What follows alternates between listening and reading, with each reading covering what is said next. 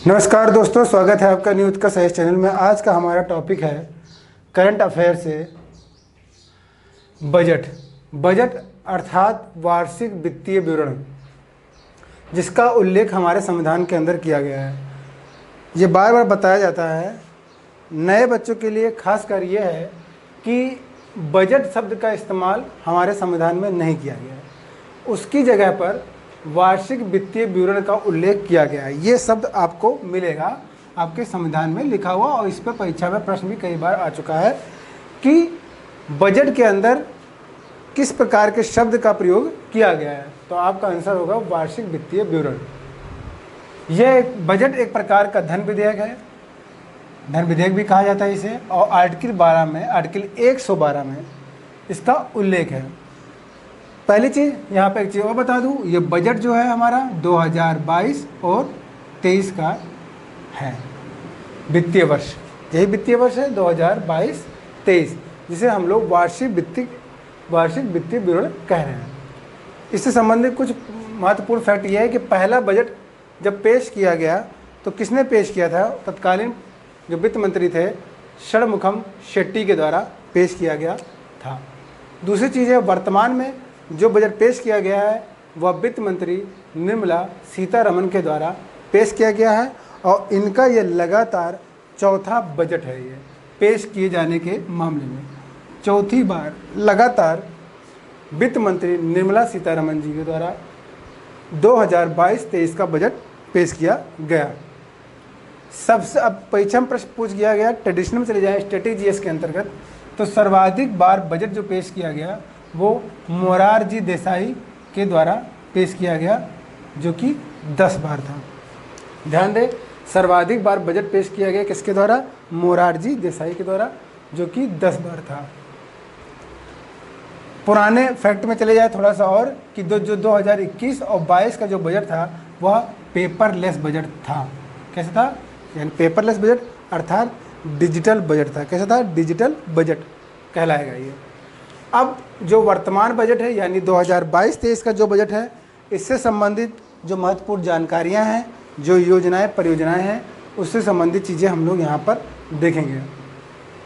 पहली चीज़ हम लोग देखेंगे कि 2022-23 का जो राजकोषीय घाटा जो अनुमानित है, जो आपकी परीक्षा में आ सकता है, वह मैं बता दे रहा हूँ। जितनी भी चीज़ें मैं बता रहा हूँ वो ज़्यादा महत्वपूर्ण हैं।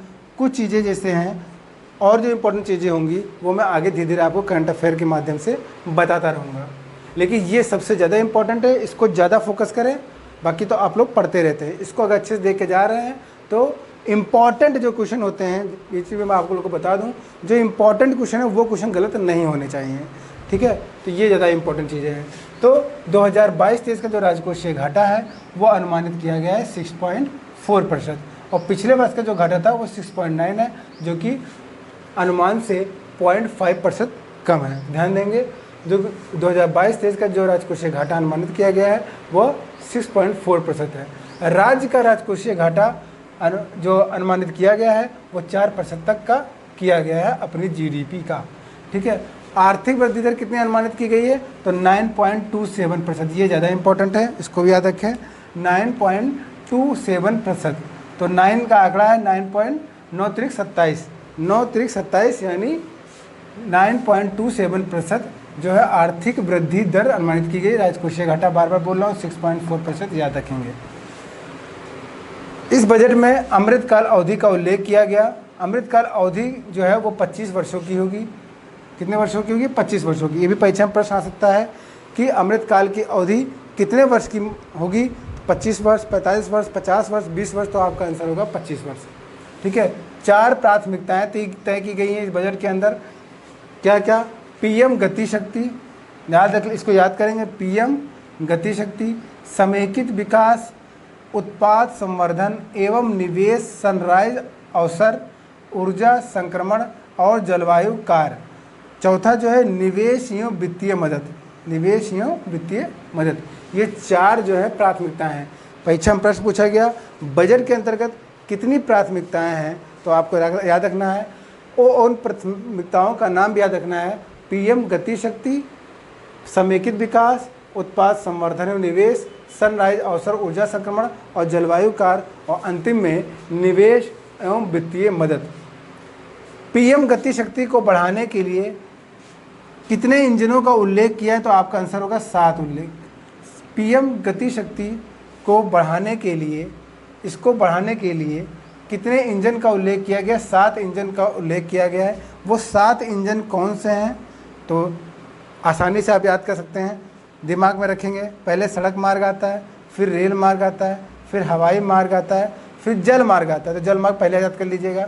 तो 4 मार्ग तो ऐसे हो गए। अब बचे कितने? 3 मार्ग और दिमाग में रखना है आपको। सड़क मार्ग, रेल मार्ग, हवाई मार्ग, जल मार्ग, विमानपत्तन, जल परिवहन, माल परिवहन और लॉजिस्टिक संरचना। और लॉजिस्टिक संरचना, ये 7 इंजनों का आपके दिमाग, अपने दिमाग के अंदर रखिएगा इसको। राष्ट्रीय राजमार्ग नेटवर्क में 2022-23 में किलोमीटर विस्तार की बात की गई है। किसमें? राष्ट्रीय राजमार्ग नेटवर्क में कितने किलोमीटर विस्तार की बात की गई है वित्तीय बजट के अंतर्गत? तो 25,000 किलोमीटर। कितना? 25,000 किलोमीटर राजमार्ग का विस्तार किया जाएगा। 2022-23 में बजट में ट्रिपल पी मॉडल पर लॉजिस्टिक मॉडलों की संख्या कितनी है? तो 2022-23 बजट में ट्रिपल पी पब्लिक एवं प्राइवेट पार्टनरशिप मॉडल के अंतर्गत कितने लॉजिस्टिक मॉडलों की संख्या है? तो 4 लॉजिस्टिक मॉडलों की संख्या है। अगले 3 वर्षों में वंदे भारत रेलगाड़ी चलाई जा रही है, का निर्माण कितना करना है? तो आपका आंसर होना चाहिए 400 रेलगाड़ी। कितनी रेलगाड़ी? 400 रेलगाड़ी। याद रखिएगा, लगेगा कि 100-200 रेलगाड़ी की बात करेंगे, नहीं, 400 रेलगाड़ी हैं। 2022-23 में देसी विश्व स्तरीय प्रौद्योगिकी और क्षमता वृद्धि, जिसका नाम रखा गया कवच, के तहत रेल मार्ग नेटवर्क में कवच जो टेक्नोलॉजी जोड़ी जाएगी, जिससे एक्सीडेंट को कम किया जाए। कुछ दूर पहले पता चल जाएगा ट्रेन को कि सामने ट्रेन है, तो उसमें क्या हो जाएगा? ऑटोमेटिक सिस्टम होगा, जिससे उसमें क्या हो जाएगा? ब्रेक पहले ही स्वतः लग जाया करेगी। तो ये इसका विस्तार 2000 किलोमीटर तक जोड़ा जाएगा इसमें। इसका उद्देश्य 0 एक्सीडेंट। ठीक है। फिर देखिए अंतिम नेक्स्ट पॉइंट जो है प्रोडक्शन लिंक इंसेंटिव, जिसे PIL नाम दिया गया है। प्रोडक्शन लिंक इंसेंटिव स्कीम के तहत आगामी 5 वर्षों में 30 लाख करोड़ का अतिरिक्त उत्पादन किया जाएगा। कितने सेक्टर में किया जाएगा? अभी देखेंगे, जो उत्पादन की बात की जा रही है तो बहुत से सेक्टर काम करते हैं उद्योगों के अंदर। तो 14 सेक्टरों की बात की गई है। तो 14 सेक्टर याद रखिए। 30 लाख करोड़ का अतिरिक्त उत्पादन की बात की गई है, और जिसके अंतर्गत कितने सेक्टर इस्तेमाल होंगे? 14 सेक्टर हैं। अब 14 सेक्टर तो याद नहीं कर पाएंगे, तो इसके अंदर याद रखें कितने सेक्टर काम कर रहे हैं? 14 सेक्टर। और कितनी नौकरियां जनरेट करने की बात की गई है? इसमें 60 लाख नौकरियां जनरेट होंगी इन 14 सेक्टरों में। जब 30 लाख करोड़ का अतिरिक्त उत्पादन होगा तब, मगर किस स्कीम के तहत? PIL यानी प्रोडक्शन लिंक इंसेंटिव के अंतर्गत किया जाएगा। नेक्स्ट पॉइंट देखते हैं, नेशनल रोपवे डेवलपमेंट प्रोग्राम, जिसको शॉर्ट में कहा जाता है पर्वतमाला योजना। इस योजना का 2022-23 के में 60 किलोमीटर लंबी 8 टोटल कितनी? 8 रोपवे परियोजनाओं के लिए संविधाएं प्रदान करेगी। मतलब ये कह सकते हैं कि 8 रोपवे बनाने की बात की गई है। किस बजट के अंतर्गत? 2022-23 के अंतर्गत। तो याद रखिएगा, क्वेश्चन आ गया कि 2022-23 के बजट के अंतर्गत कितने रोपवे की बात की गई है? तो 8 रोपवे कितने किलोमीटर की टोटल होंगे? 60 किलोमीटर की बात होगी। परियोजना का नाम क्या है? तो आप पर्वतमाला योजना। प्रोग्राम का क्या नाम है? तो नेशनल रोपवे डेवलपमेंट प्रोग्राम। ठीक। केन बेतवा लिंक परियोजना देखेंगे तो इसमें पूछ सकता है कि कितने बजट का आवंटन किया गया है? तो 44,605 करोड़ रुपए का आवंटन किया गया है। ये जो योजना है, ये किस योजना के अंतर्गत शुरू किया गया? क्योंकि बहुत सी नदियां जोड़ने की बात की गई हैं, दक्षिण भारत में भी, उत्तर भारत में भी। तो उसको अमृत क्रांति, जिसको बोला जाता है नदी जोड़ो परियोजना, जिसकी शुरुआत अटल बिहारी वाजपेयी के द्वारा की गई थी। और केन बेतवा लिंक परियोजना के अंतर्गत 9.08 लाख हेक्टेयर भूमि के एक्वायर करने की बात की गई है। ज़मीनों को सिंचाई सुविधा मिलेगी इसके अंतर्गत। ठीक, कितने? 9.08 लाख हेक्टेयर ज़मीनों को सिंचाई सुविधा प्रदान की जाएगी। और देखिए, इसी बजट के अंतर्गत बाजरे का अंतर्राष्ट्रीय वर्ष घोषित किया गया 2023, इसे मिलेट्स कहा जाता है। पीएम ई विद्या योजना के तहत एक कक्षा एक टीवी चैनल का विस्तार की बात की गई, जिसमें 200 चैनल तक, जिसको 200 चैनल तक ले जाना है। ठीक है। विश्व के टॉप 100 विश्वविद्यालय का ऑनलाइन कार्यक्रम शुरू करने की बात की गई है। डिजिटल यूनिवर्सिटी की स्थापना करने की बात की गई है इस बजट के अंतर्गत। याद रखिएगा, डिजिटल यूनिवर्सिटी की बात की गई है बजट के अंतर्गत। पीएम डिवाइन, याद रखें, योजना का संबंध किससे है? तो नॉर्थ ईस्ट की योजना, मतलब नॉर्थ ईस्ट के विकास करने के लिए पीएम डिवाइन योजना की शुरुआत की जा रही है। किस क्षेत्र के विकास के लिए? नॉर्थ ईस्ट, यानी देखिए north east, divine, VINE, NE मतलब नॉर्थ ईस्ट योजना, मतलब नॉर्थ ईस्ट की योजना है नॉर्थ ईस्ट के विकास के लिए। फिर देखेंगे वाइब्रेंट विलेज प्रोग्राम, जिसको बोला था जीवंत ग्राम कार्यक्रम। इसके अंतर्गत क्या है? उत्तरी सीमा पर स्थित सीमावर्ती गांवों का विकास करना है। फिर देखें डिजिटल परिसंपत्तियों के हस्तांतरण से होने वाली आय पर कर की दर 30%, बहुत ही इंपॉर्टेंट क्वेश्चन है। डिजिटल परिसंपत्तियों के हस्तांतरण से होने वाली आय पर कर की दर 30% होगी।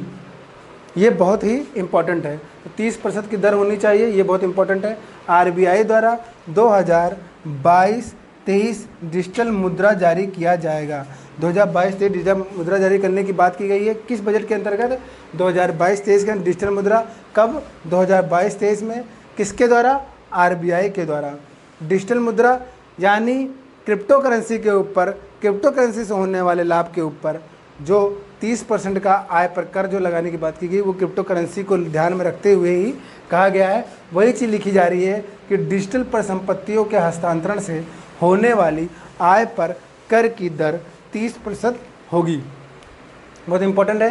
पीएम गति शक्ति को बढ़ाने के लिए इंजन का उल्लेख किया गया है। कितने इंजनों का उल्लेख किया गया है? 7 इंजन। सातों इंजन एक बार पढ़ लीजिएगा, लेकिन परीक्षा में प्रश्न पूछा जाएगा कितने इंजनों की बात की गई है। वंदे भारत रेलगाड़ियाँ कितनी है? 400 की बात की गई है। 30 लाख करोड़ अतिरिक्त प्रोडक्शन की बात की जा रही है, जिसके कारण से 60 लाख नौकरियां पैदा होंगी। लेकिन कितने सेक्टर हैं? 14 सेक्टरों की बात की जा रही है, जिसमें 14 सेक्टर शामिल किए जाएंगे।